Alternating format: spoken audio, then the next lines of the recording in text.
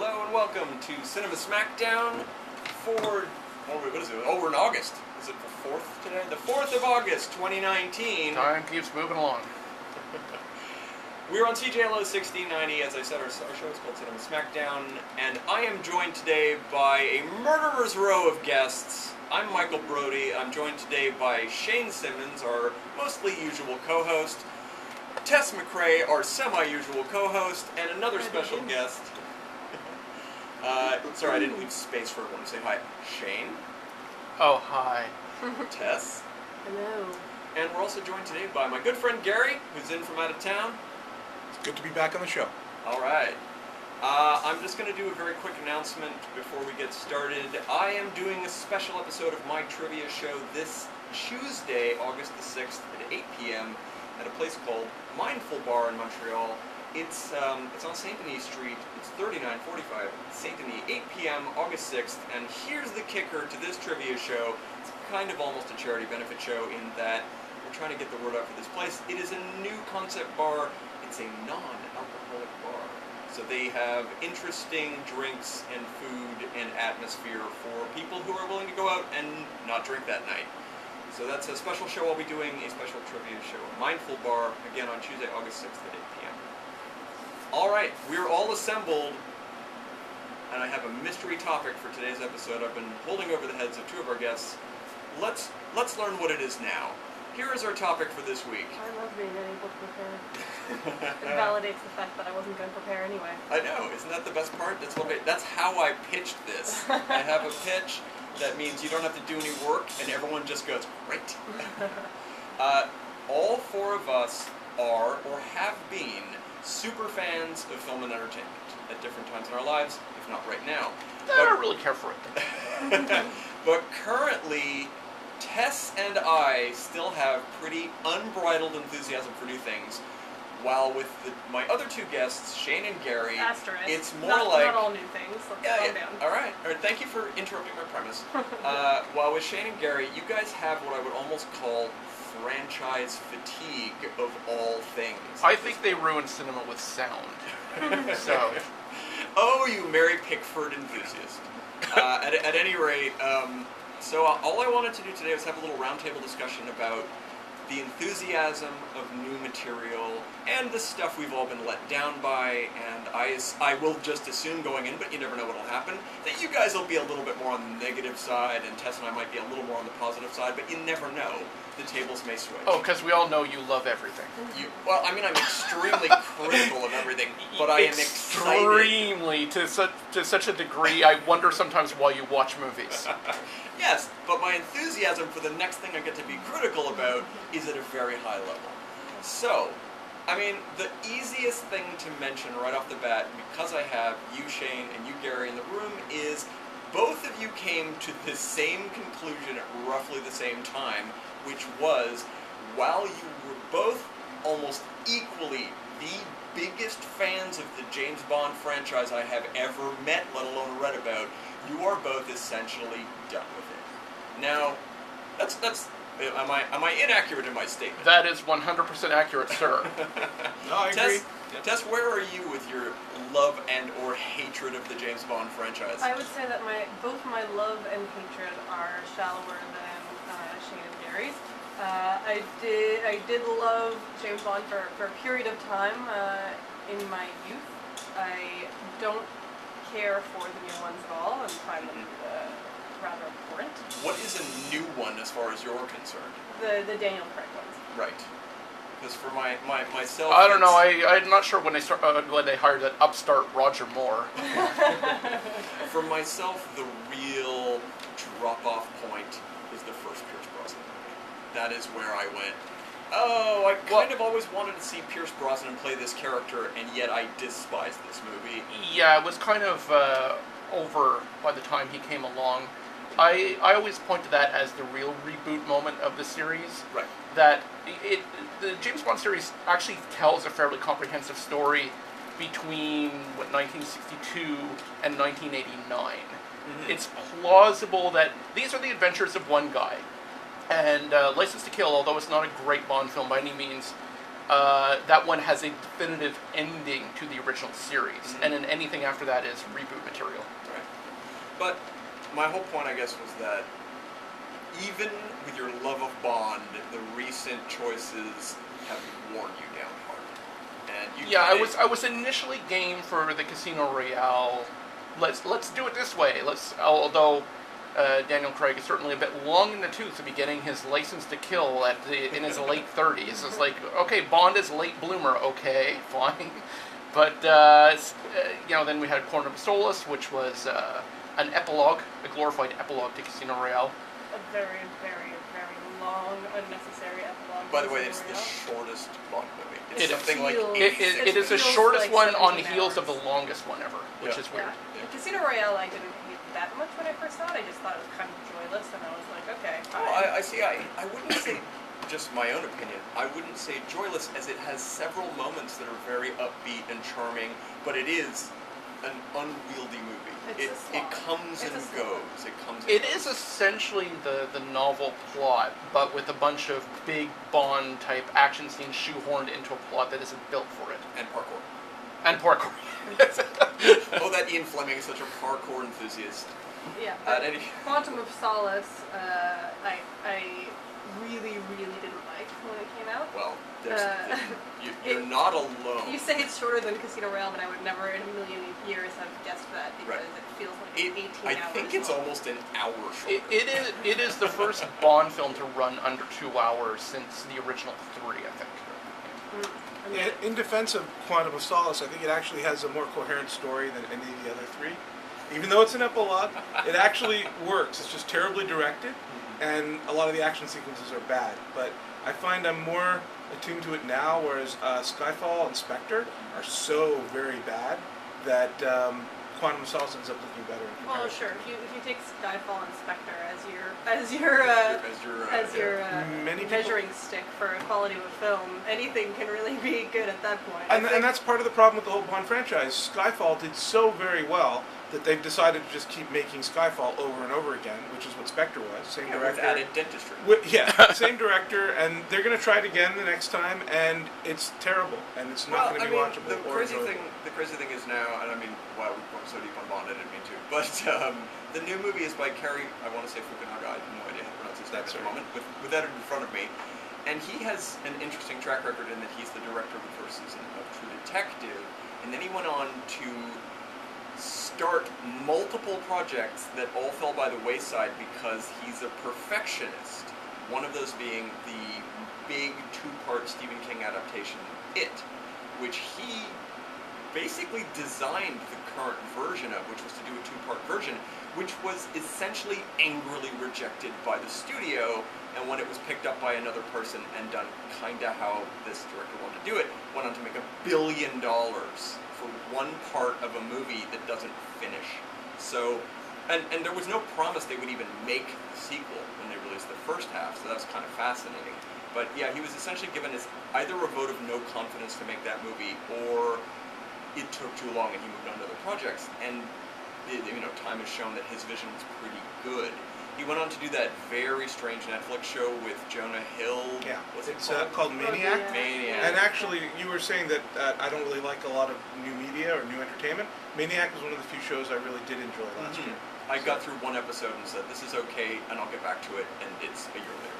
So I don't mean to throw out the whole, you guys, I've given up, but more, it takes a lot to get either of you interested in a property. Now, here's an interesting one that I'll bring up now. It took me almost 18 months to get Tess to watch Killing Eve, which I believe now you're really into at this point. I love it, yeah. Yeah, it's kind of built to be fair, for that's you. not really about my general excitement about media. It's more about not wanting to take your advice on it. Well, that's understandable. Now, on the same note, I've been pitching Killing Eve to Shane for the same period. He has not touched it.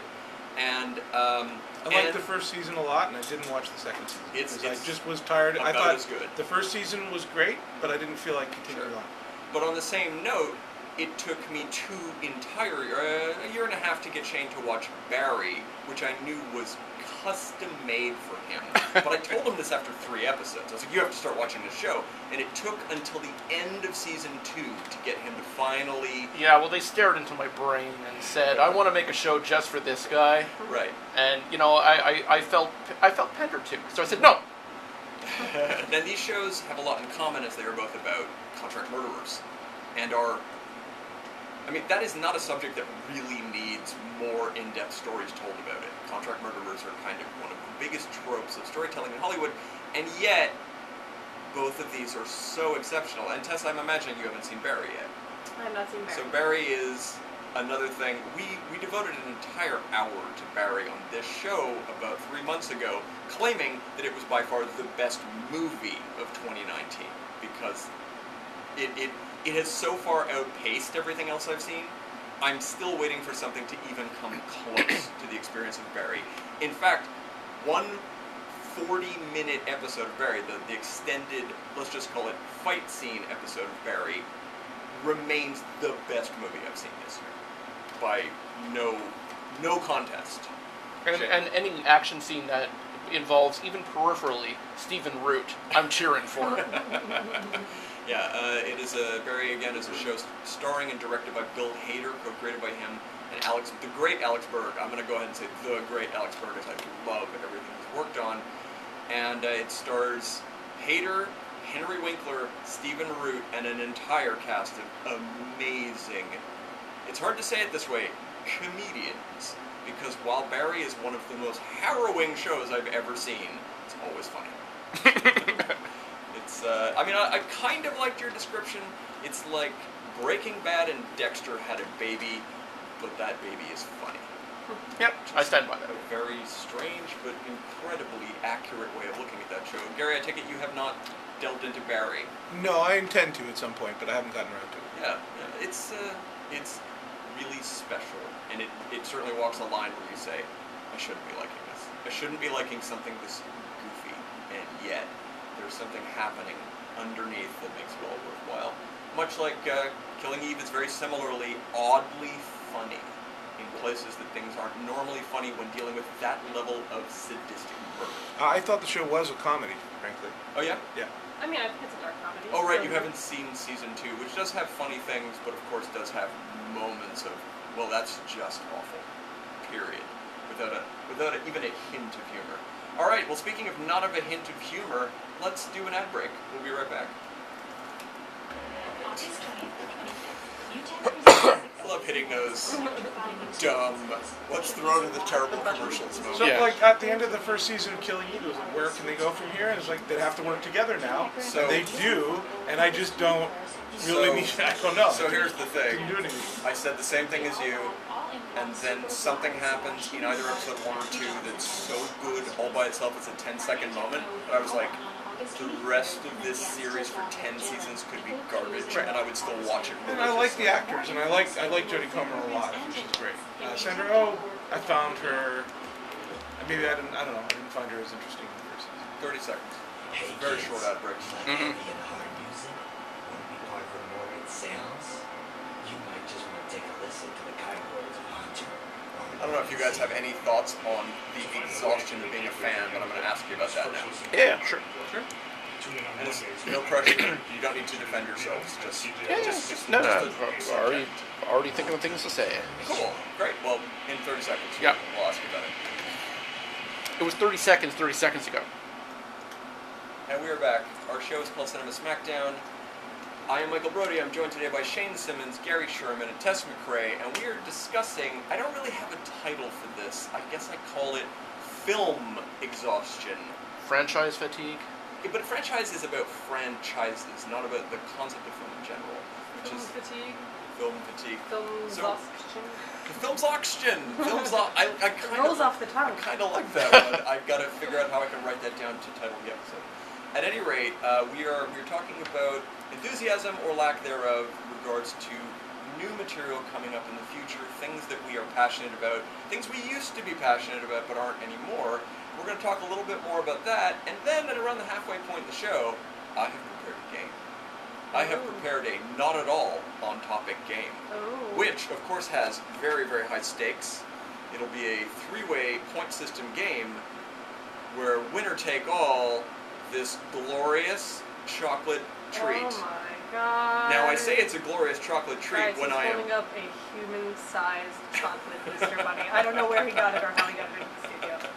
At any rate, it is a very, very valuable and wonderful thing to play for when I know that sugar makes Tess have migraines, Gary might be on a diet today, and Shane generally scoffs at anything I offer him.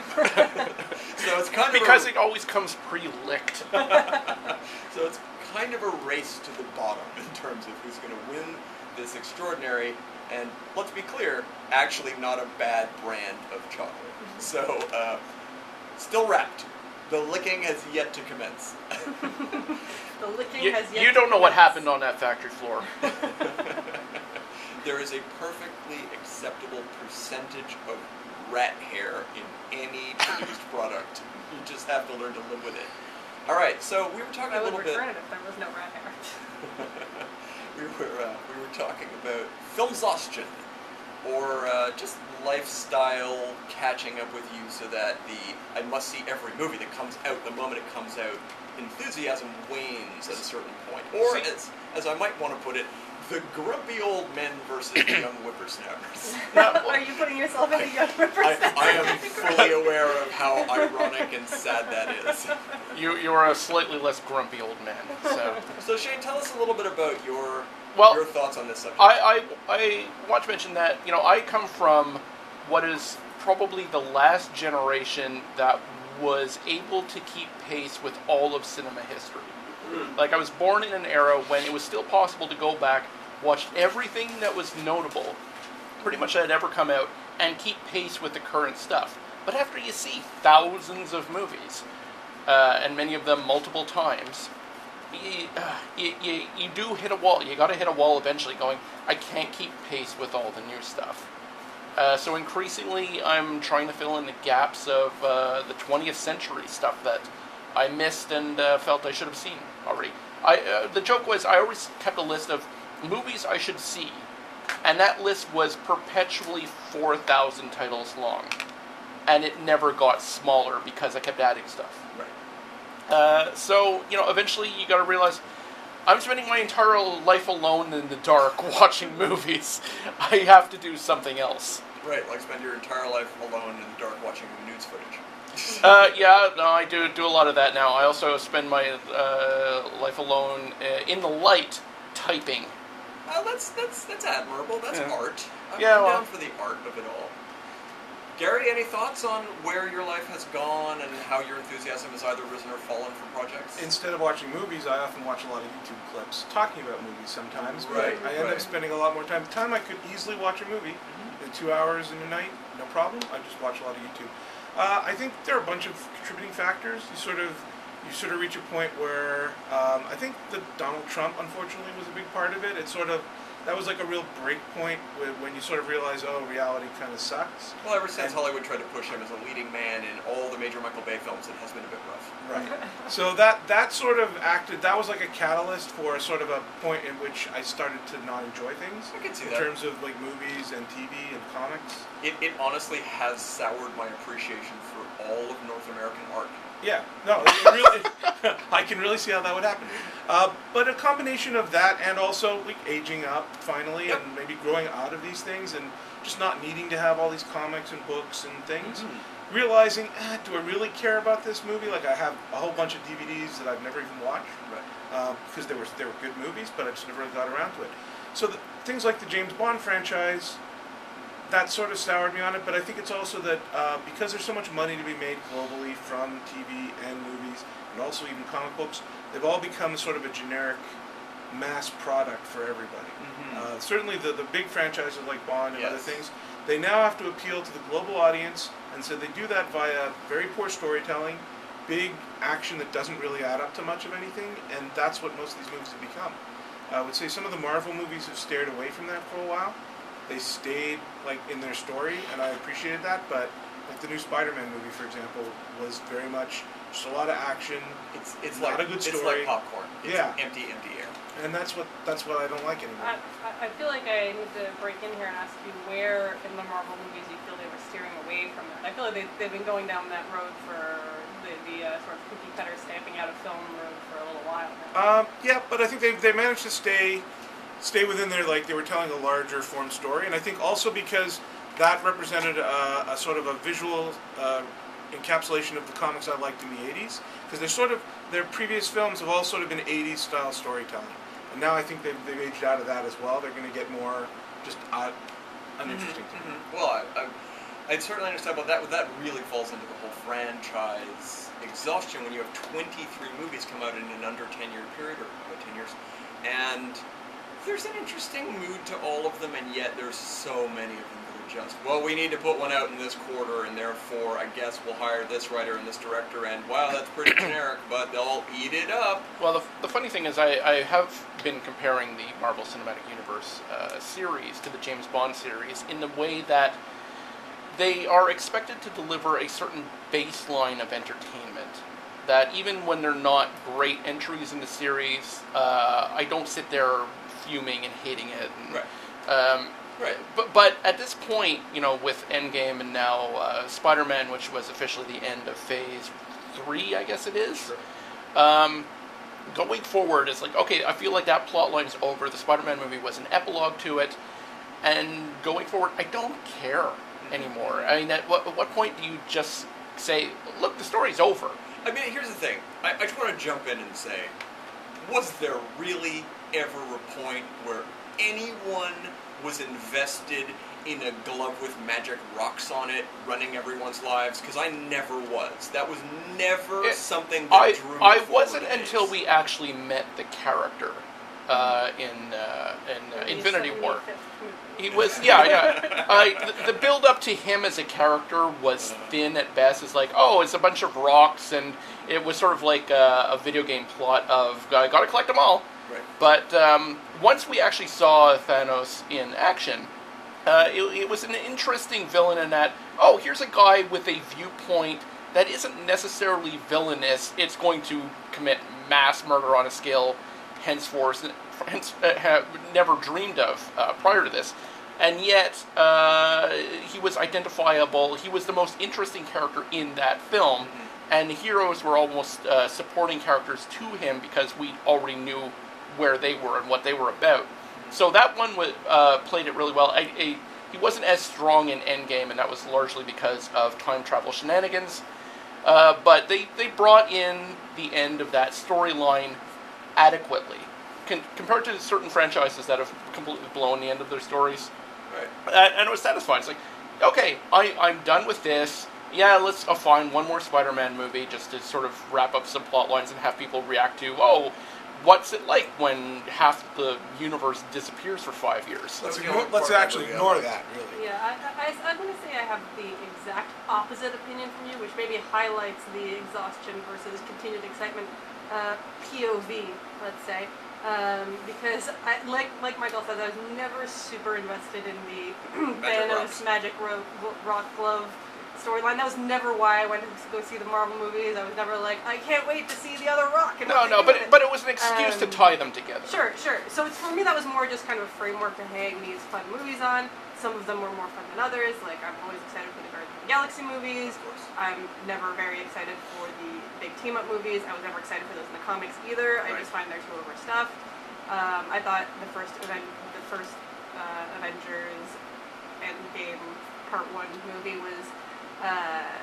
was fine. I thought the last one, Endgame, was actually, I did not enjoy at all. It was way overstuffed to me and just I will go ahead and say that your circumstances of seeing the second movie were difficult. To be fair, yes, but at the same time, I still trust my judgment on this. Maybe in 2 years, if you see the movie without that stress in the room, you might feel a little different. And look, it's That's very fair. there's always that issue. Was the movie theater on fire? No. Something was on fire. Uh, At any rate, my point is, I feel like I was getting more and more exhausted with these Marvel course. movies that are very cookie cutter. They're very, they hire these great directors with a vision, and then they tell them, you can't have this vision at all. It must be the same Marvel tone that I we think have you for just every mean movie. Edgar Wright, but yes. Yes, pretty much I'm talking As about he's Edgar the Wright, only but great sure. director hired.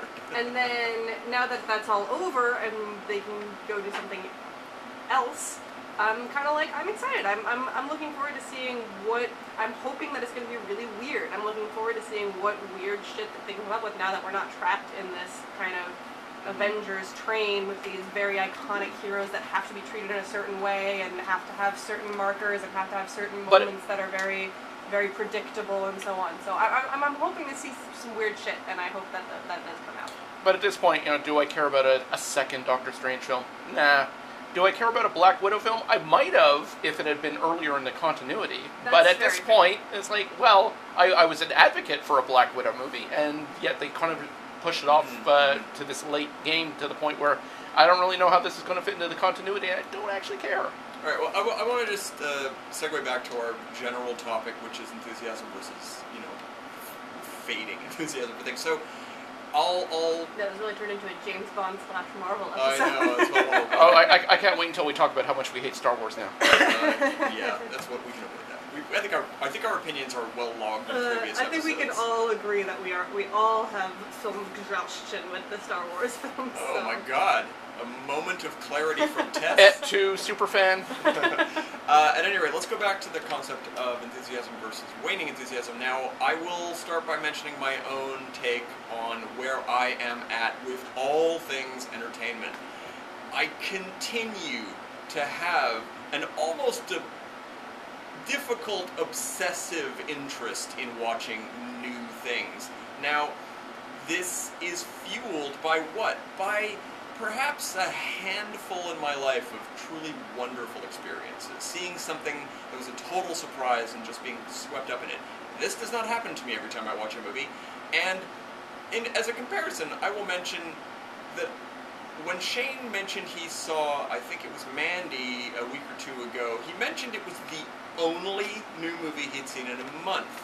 And You are not forgiven for that, by the way. I know. It still served its purpose. But by convincing me to never watch another new movie again. yeah, and you hadn't seen a new movie that whole month, and in that time, I'd probably watched 45 movies. 35 to 45 movies. Definitely more than what would equal one a day. And that's amazing to me. Now, did I see a great movie in that entire 30-day period? No, I did not. I barely saw anything I would recommend at all. But it's always that thought of the next one could be great. For instance, last night I watched a movie called A Score to Settle, starring Nicolas Cage. Now with Nicolas Cage, you know you're about to watch a bad movie. It's just where his career is at right now. And the question is there any chance that this will rise above some of the other ones and be Is there real any movie? chance there will be a really funny Eric Estrada knock-knock joke in it? I mean, I live for that stuff. And I am, compared to you, I am a Mandy superfan. And compared to a Mandy superfan, I despise that movie. So it's a strange place to be. Spectrum. It's quite a spectrum. I fall into I'm kind of glad this movie exists, although I don't think I enjoyed watching it. Although I definitely enjoyed that Eric Estrada moment. I think it is among the greatest film moments of all time, in that I'm still trying to work out what it means. Well, then, on the bright side, people, if you want to check out Mandy, you can watch the first 2 minutes. You get your Eric Estrada joke, and then my recommendation is turn the film off.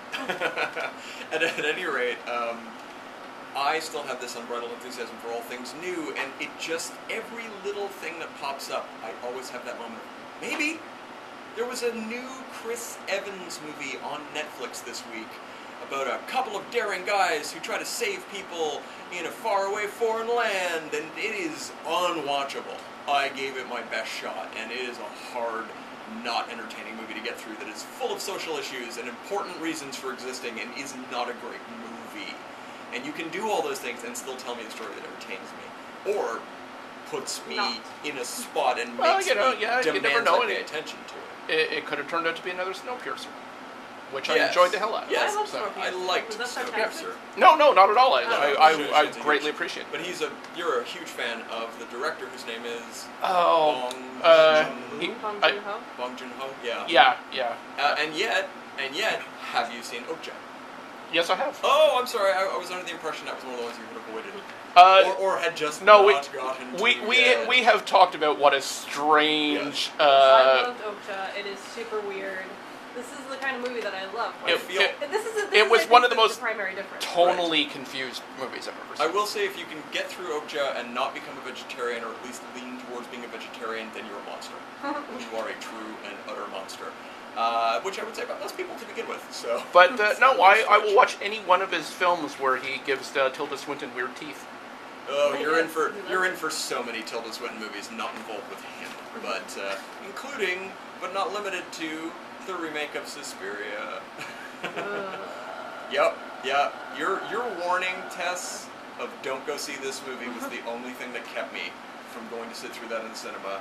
Yeah. And You're I welcome. will never ever be able to repay that debt that you It is 3.5 saved hours me. long, so. I think it's 30.5 hours long. I watched it at home.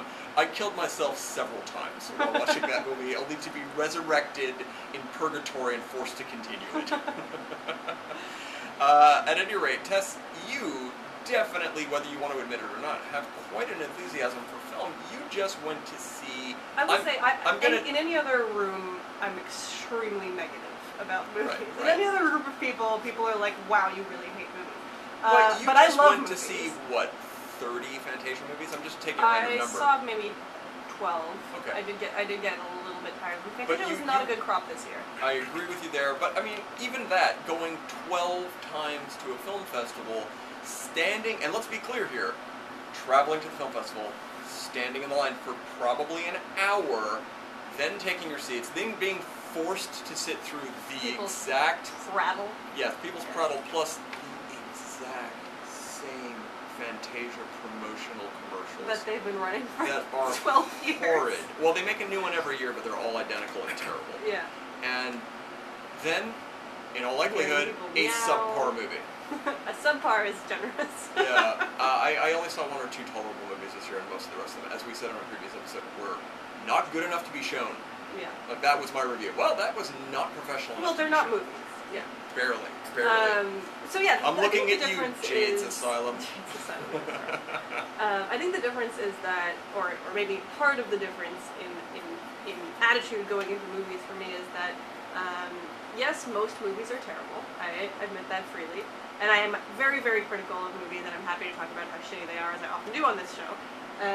But I still love watching new movies, and I can pretty much enjoy any movie that's not in that sort of unhappy bland range where it's kind of okay, but not really bad, but not really good at all.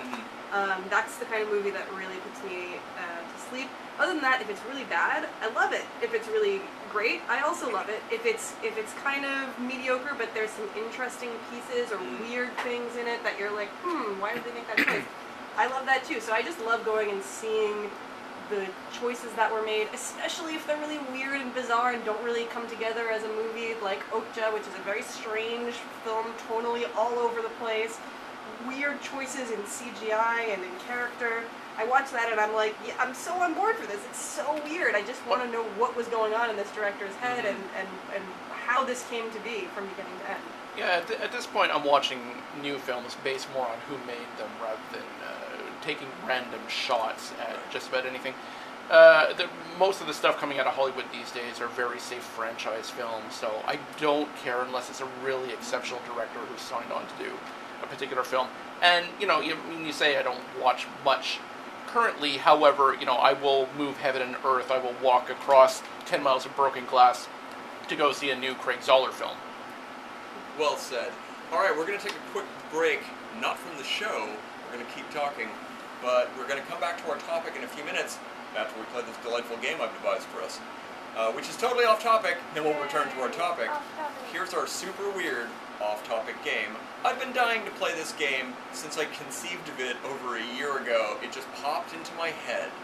So, the name of this game is Christian Bell. Oh. Now, Is it about this Christians? is about the filmography of Christian Bale and Kristen Bell. Now, Christian Bell, which one did I just say? I don't know. It was one of them because they have the exact same name. Now, not only do they have the exact same name, my thesis is that they are the exact same person. And the way that I am going to prove this now is by reading out titles of their movies one by one and asking each of you to identify which of the two of them star in this film. Now, we're going to conclusively prove there's no way to tell. I have, of course, left out of this list the Batmans and several other a little bit too obvious ones, and yet there were over 30 films each that these two actors have appeared in, most of which I'll be very curious to see if you can, other than just blind guesswork, come even close to knowing who was in what. And so we begin... Do we get bonus points for saying Christian Bale was fat or skinny in this particular film? I will be more interested to see if you say something about Kristen Bell's weight. You horrible monster. Kristen Bell has looked exactly identical for the past 25 years. She did have a baby about 2 or 3 years ago, and there was a brief period where she did the interview circuit looking nothing like herself while promoting a movie in which she did look exactly like herself. Fun fact, Christian Bale actually ate Kristen Bell to appear as Dick Cheney in Vice. This may well be the point of everything we are talking about right now. So let's begin.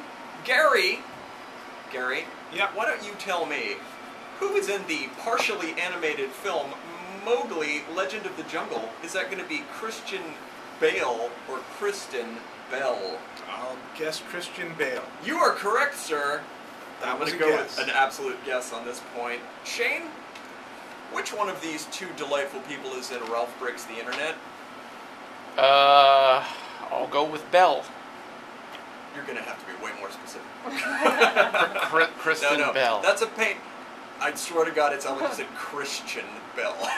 But it's fine. I know. Isn't that the premise? The lady. All right, Tess, Mm-hmm. why don't you tell us who is in Ford versus Ferrari?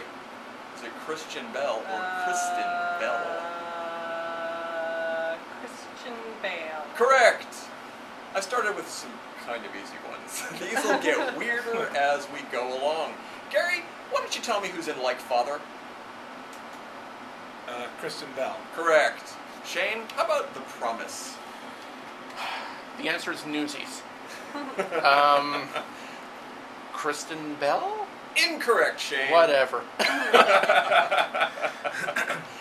Tess, which one of our two delightful actresses are in Teen Titans Go to the Movies? Would that be a cameo by Christian Bale or a cameo by Kristen Bell? I'm gonna guess Christian Bale. Unfortunately, it's the other way. I thought it would be No, the Kristen Bell correct- because she has a lot of voice stuff, but then I was like, it's probably a I know. Batman Could reference. have been a fake out. The correct answer is Nicolas Cage. Gary, which one of those two actors is in The Disaster Artist? Makes an appearance in The Disaster Artist. I'll go with Christian Bale. I'm afraid not. Kristen Bell appears in the movie as herself, if I'm remembering correctly. Shane, Hi. which one of these delightful actor or actresses appears in How to Be a Latin Lover? I know, a personal favorite of yours. Well, nothing says Latin lover like Christian Bale and his eye wart. I'm afraid the answer is Kristen Bell. Oh, So no. I think we're off to a pretty good start of no one having any idea which person is which I'm pretty happy about. Put them Gary? in a police lineup next to each Oh, other. I'm sorry, Tess. Which one of those two actors is in a little movie called Out of the Furnace? Is it Christian Bale or Kristen Bell? Out of the Furnace. Furnace. I'm gonna say Christian Bale. Correct. Tess now has 2 points. Gary has 2 points. Shane has 1. Oh, It's getting Shane. exciting. Oh, no. Fred is I will just go out the ahead and window. I will go ahead and mention that Out of the Furnace is one of the better Christian Bale movies of the last 5 or 10 years. It's a 2013 movie, and he's pretty good in it. It's not a perfect film. It's one of those odd crime movies, but it's kind of good. Shane, Gary, which one of our intrepid actors is in The Flowers of War? I'll say Christian Bale. Correct. Gary pulls into the... Too serious for Kristen Bell. Yeah. Yeah. Shane, which of our actors, Christian or Kristen, is in the big budget, long-awaited film adaptation of Chips? Oh God. Knock knock. Who's there? Eric Estrada. Eric Estrada who? Eric Estrada from Chips. That's my answer, Eric Estrada. Eric Estrada's in it. And Fine, Kristen Bell. and I was going to say, and if you have to guess that whose husband directed the movie, Ah. I might have said. Yeah, it's Kristen Bell, Christian her Bale's husband. obviously. Tess, which of our intrepid actors is in the movie The Boss from 2016? The Boss. The Boss. I'm gonna say Kristen Bell. Correct. So Tess has 3, Gary has 3, Shane has 2. Catch up, Shane. What are you doing? I feel like a failure. No wonder I don't watch movies anymore. Gary, which of our actors, Kristen Bell or Christian Bale, is in Public Enemies, the Johnny Depp movie? That's Christian Bale. Oh, correct. I actually did not remember him being in that, so I thought that might be a He's bit on more, all the bit posters more and of a everything. stumper. It's pretty obvious. No, he's pretty well known. Shane, Christian Bale, Kristen Bell, who's in Zootopia. Kristen Bell. Correct. I mean, some I big easier know, than I others. know. Let's not pretend this is a fair game. All right, let's go with the 2007 movie, I'm Not There. The Bob Dylan... Christian Bale. That's correct. Also, you remember him being in that? Mhm. I do not. So. Isn't Tilda Swinton one of the, Yes. the Dylans in that? Yes, she is. Yeah. Everyone is. Gary, And wonderful in it. Love might her. be a stumper for you. Which one of these 2 actors is in movie 43? I'll say Oh, wow. Kristen Bell Correct. is in that one. Gary's It's a at bunch of 5, terrible Shane's at 3, actors. Tess is at 4. Wow, the classiest comedy ever. See, I've seen that. You're making all the best choices. But do you remember her being in that movie? I don't know. All I remember is that ball sack hanging off the chin of Wolverine. Okay, when I think of that movie, all I remember is a screaming noise in the distance and the color red. That was me. We were at the same screen. Shane, which of our 2 intrepid people is in a movie called Rescue Dawn? Oh, that's Christian Bale. Correct. And Tess, who's in a movie called Some Girls? This could be a trap, but I feel like it's got to be Kristen Bell. It is Kristen Bell. You've moved up to 5. Gary has 5. Shane has 4. It's a tight game as we move in to the lightning round. There's no lightning round. Gary, which one of our 2 actors provided a voice for the American-voiced version of Howl's Moving Castle? Oh, I know. Would that be Christian Bale? It's Christian Bale. That is correct.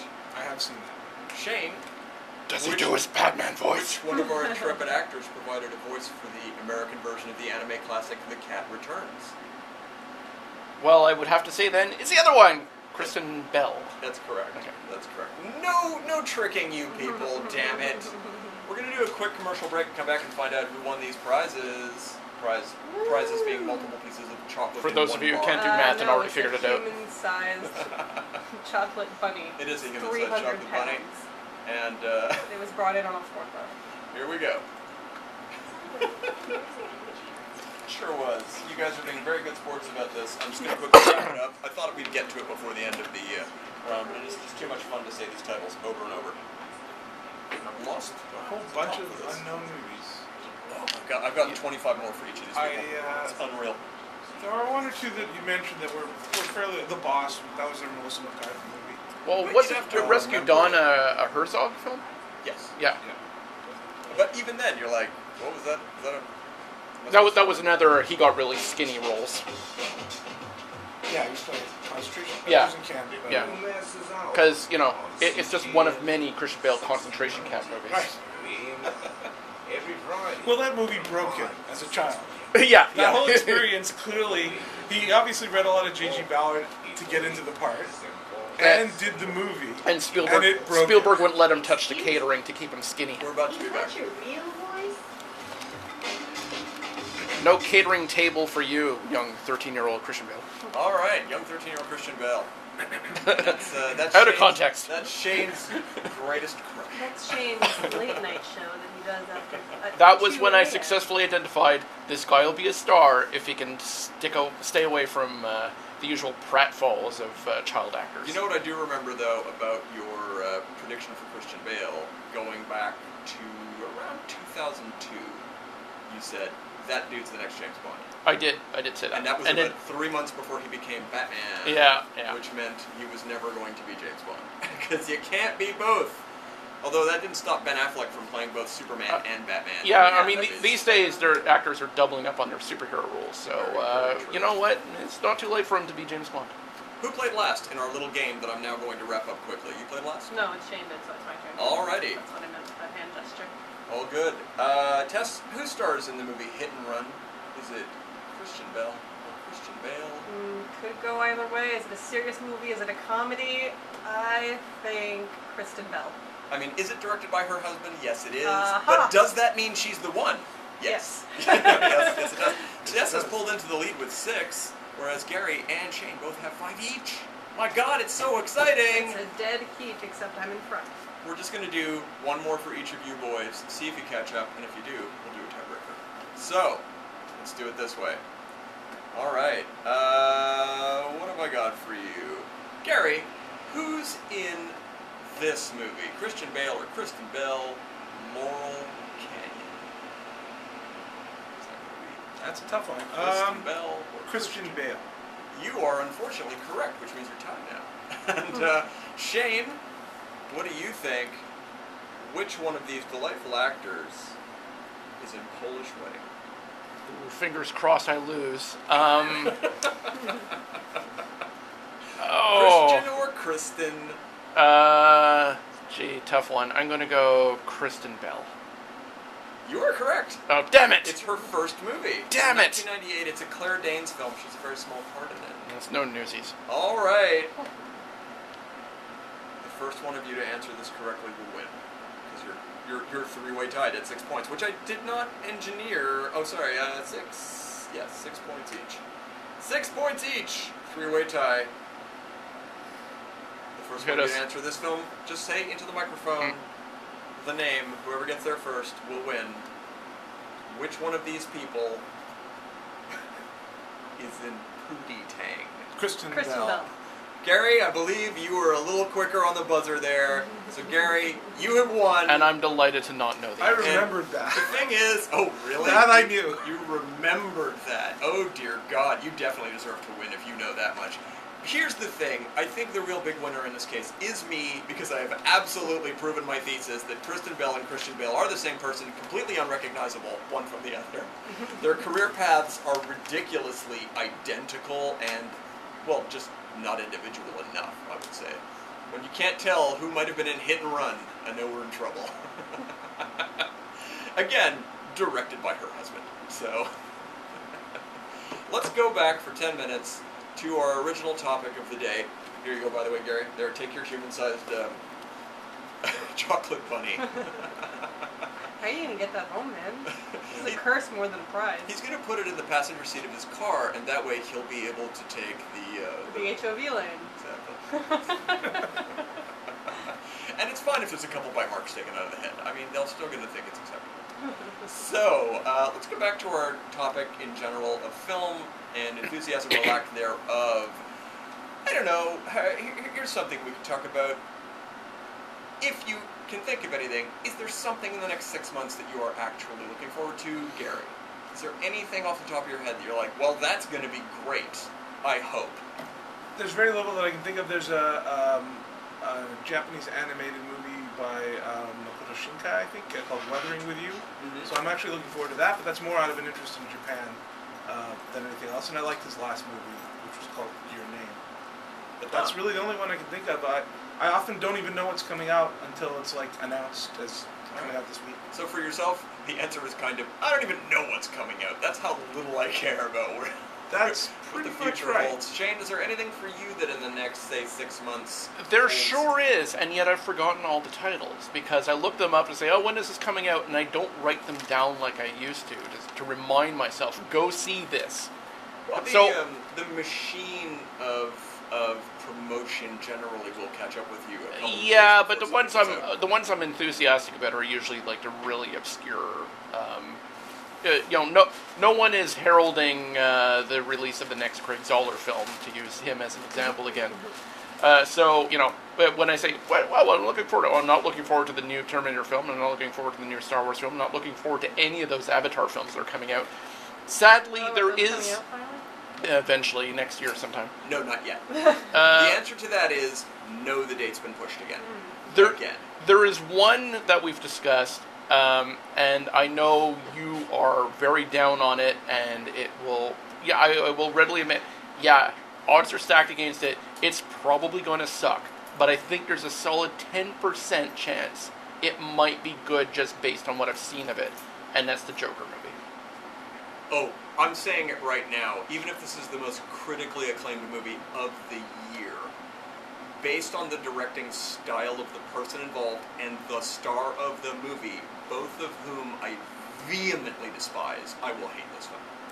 I will hate it. We should not see this together. The odds against me liking a Todd Phillips directed Joaquin Phoenix I will movie readily on admit, any level. the odds are so impossible. far against it, and yet there are certain filmmakers who have had a not great career and turned it around at a particular point. We're a fan of a few of those guys. The Joker film I would have dismissed out of hand until I saw the trailer and was just intrigued enough to go, oh, there's a slight chance this is good, but on the other hand, they might have just cut a good trailer for it. The same way they cut a good trailer for Suicide Squad, and that turned into the biggest shitstorm of that year. Right. I've seen not the whole trailer or parts of that trailer, and I actually think that trailer is wildly irritating.